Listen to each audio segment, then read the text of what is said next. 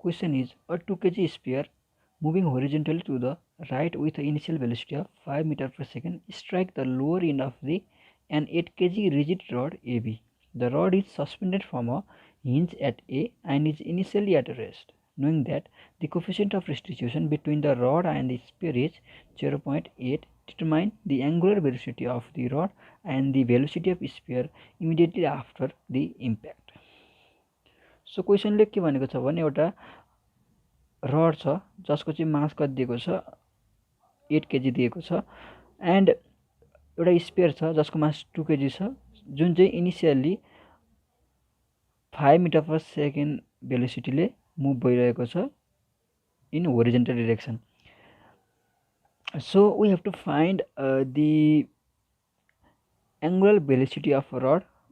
and the velocity of sphere immediately after the impact. यो impact भएपछि को velocity र एंगुलर भेलोसिटी फाइन्ड गर्नु छ. Solution. Here the initial momentum of rod and sphere and the impulse due to external force is equivalent to final moment of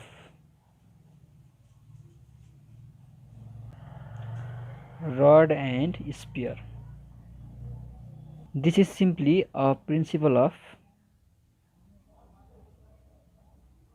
impulse and momentum. We say that the initial moment plus the impulse is equal to the final moment. First में figure हेरौं.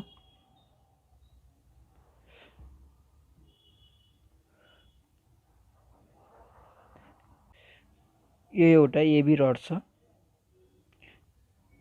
And यहाँबाट एउटा sphere होरिजोन्टली move भइरहेको छ MS BS initial मोमेन्टममा र यो जी छ and this height is 1.2 meter plus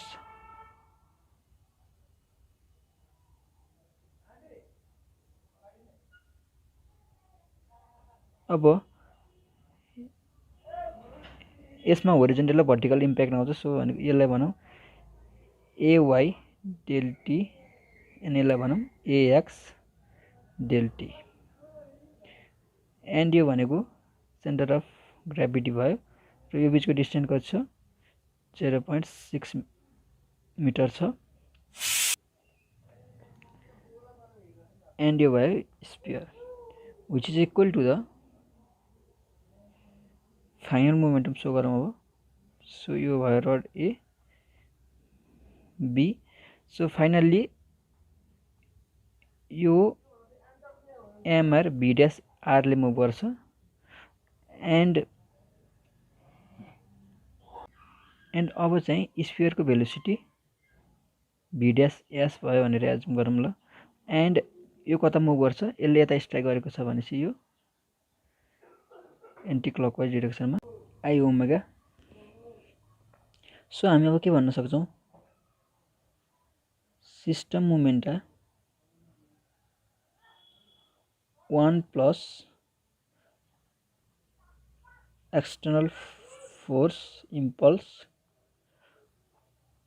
1 2 is equal to system momenta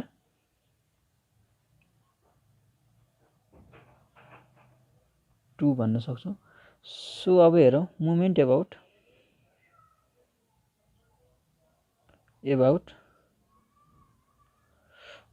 point A हेरौं. Taking this as a positive, that is anti-clockwise as a positive. So first मा के छ ms vs 1.2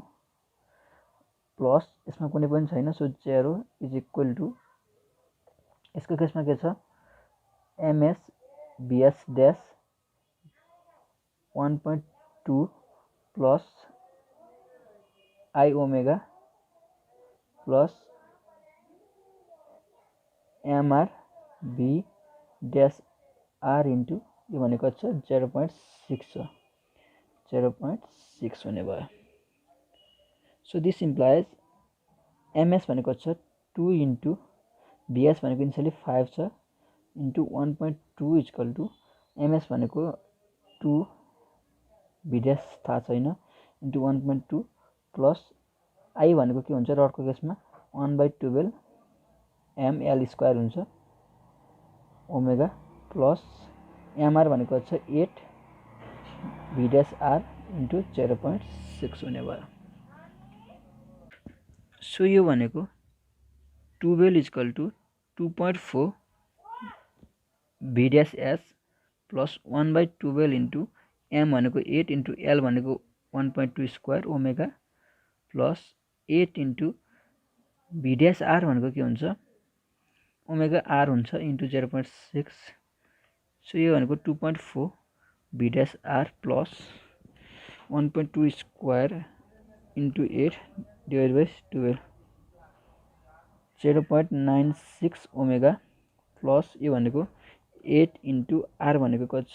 0.6 into 0.6 यो भनेको 2.88 omega हुन्छ so this implies 12 equal to 0.96 plus 2.88 3.84 omega plus 2.4 b dash s हुन्छ so त्यसलाई equation number 1 बनाऊ so we get the equation on 12 is equal to 3.84 omega plus 2.4 b dash s so we have the coefficient of restitution is given by b dash b minus b dash s upon bs minus bb so this implies 0.8 is equal to b dash b minus b dash s upon bs minus bb so this implies 0.8 is equal to b dash b minus b dash s upon bs is 4 minus 0 so this is 0.8 into 5 is equal to b dash b minus b dash s so this implies this is 4 is equal to b dash b minus b dash s now 4 is equal to b dash b is r omega minus b dash s so this implies 4 is equal to r is 1.2 omega minus b dash s is from the above equation 12 minus 3.84 omega upon 2.4 so this implies 4 is equal to 1.2 into 2.4 2.88 omega minus 12 plus 3.84 omega upon 2.4 so this implies 9.6 is equal to 2.88 omega plus 3.84 omega minus 12 so this implies 21.6 is equal to 2.88 plus 3.84 this is 6.72 omega so omega is given by 21.6 upon 6.72 so this is 3.21 rad per second and now b dash s is given by 12 minus 3.84 into 3.21 upon 2.4 so this